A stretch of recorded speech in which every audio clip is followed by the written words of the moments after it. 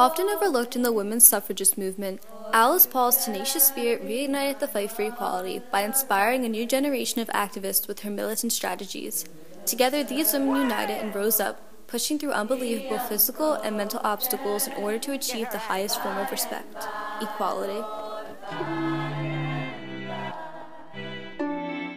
Women's rights suffragist Alice Paul was born just outside of Philadelphia in the New Jersey suburb of Morristown. Alice was the oldest of her four-child family, which had an interesting and notable lineage. Her mother, Tacy Perry Paul, descended from William Penn, and her father, William Paul, was related to the well-known colonial family, the Winthrops. The Paul children were raised on the idea of gender equality, which stems from their family's deep-rooted Quaker faith. I think being a Quaker definitely influenced her work in the sense that she is dedicated to this idea of equality that she had learned growing up, and felt that she needed to work on behalf of women because when she stepped outside of her Quaker community, she realizes that not everyone considers each other equal.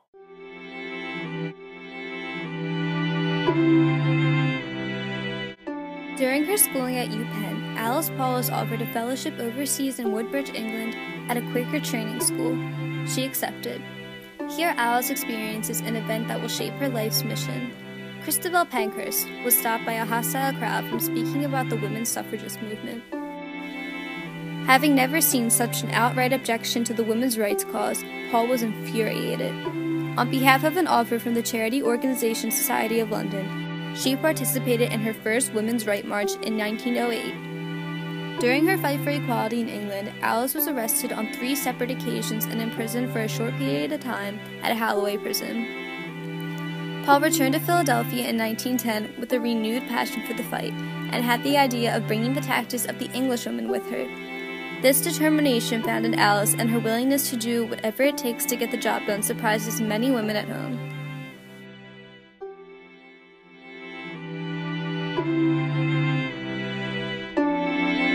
Alice Paul's first interaction with the National American Women's Suffrage Association was at a 1910 convention, where she expressed her idea of bringing the English way of protesting to the States in a lecture titled "The English Situation." The association rejected Paul's encouragement of militancy, but a younger generation of activists was inspired by it. With her fellow suffragist, Lucy Burns, the duo headed the association's congressional committee with the goal to establish an amendment that would enfranchise women nationwide.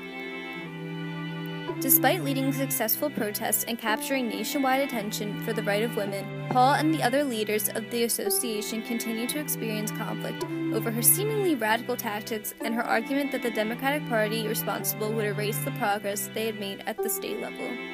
Secondly, the idea of a constitutional amendment had never been the goal of the National American Women's Suffrage Association like it had been Paul's.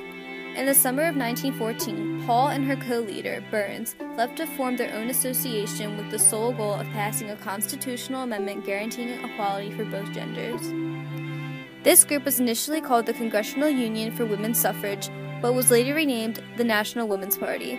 When the fight switched to the federal level in 1960, a hard-working and driven group of suffragists led by Paul risked their own lives, freedom, and respect to lead the famous White House pickets that propelled the fight for women's rights into the spotlight. We have a really great Constitution, and we have this great experiment that we started in the United States based on our Constitution and these principles of citizenship. So Alice's legacy to us is to carry that through, carry it all the way, make sure that everyone is being treated as a citizen.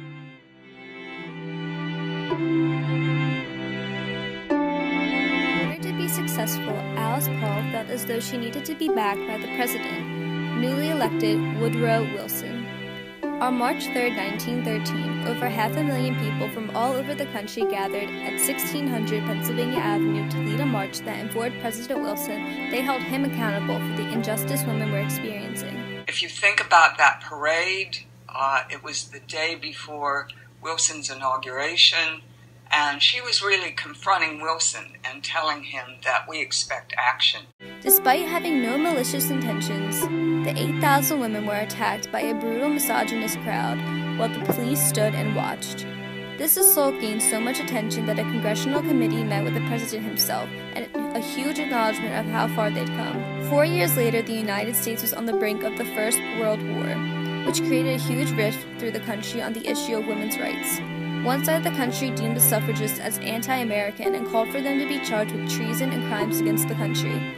The other side, led fearlessly by Paul and Burns, asked Americans why soldiers were being sent overseas to stand for democracy when their own wives were being denied basic voting rights at home. Paul urged the public to ask who dictated that the fight for equality was more important when men were being fought for than women. Thousands of women poured into Washington, D.C. to join the 18-month picket of the White House, but by April, Wilson declared war and support dropped. It became clear that the country was against them, and the threat of arrest became prominent. Originally, when she's working for women's right to vote, she has to confront people who really do not believe that women should have the right to vote, or even that women are not intelligent as men. So in some places, she is encountering direct physical retaliation to her campaigning.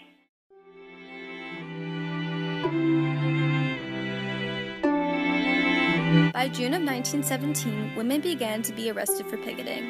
National Women's Party's members Lucy Burns and Catherine Morey were charged with obstruction of traffic but were released.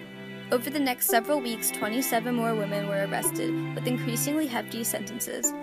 16 women were forced to serve a 2-month sentence at Occoquan Workhouse. The women were crammed into dark cells, often lived in their own filth. They were fed food infested with mealworms and harassed by the guards. It was not long before it became clear the targets of authorities were women suffragists and their leaders. But the women did not quit. Tenacious as always, Paul joined fellow inmate Rose Winslow in a hunger strike that was only ended when workers pushed feeding tubes into their noses and down their throats. Because Paul was a clear leader, the guards relentlessly harassed her in solitary confinement and threatened her with a commitment to an insane asylum. She was so committed. She told people that she would die if that's what it took for the vote, and no one doubted that she would give her life for the vote. The women were released in 1917 by worn-down President Wilson, who finally announced support of the suffrage amendment. When the Senate refused to pass it, the women picked up where they left off and found themselves in prison for protesting a second time. However, this time the public showed their support, and a public outcry resulted in the women's immediate release. In 1919, the 19th Amendment passed both the Senate and the House of Representatives. Paul continued to lobby for it until its official ratification in 1920. The 19th Amendment guarantees the right of citizens of the United States to vote shall not be denied or abridged by the United States or by any state on account of sex. I think most significant impact on this country is that the fact that women have the right to vote. That's a big one. Yes. 1/2 of the country can now have the right to vote. It's pretty big. After the passing of the 19th Amendment, Alice Paul resigned as the leader of the National Women's Party, but still continued to influence the party's decisions and goals. Paul even drafted the Equal Rights Amendment, the National Women's Party's next movement.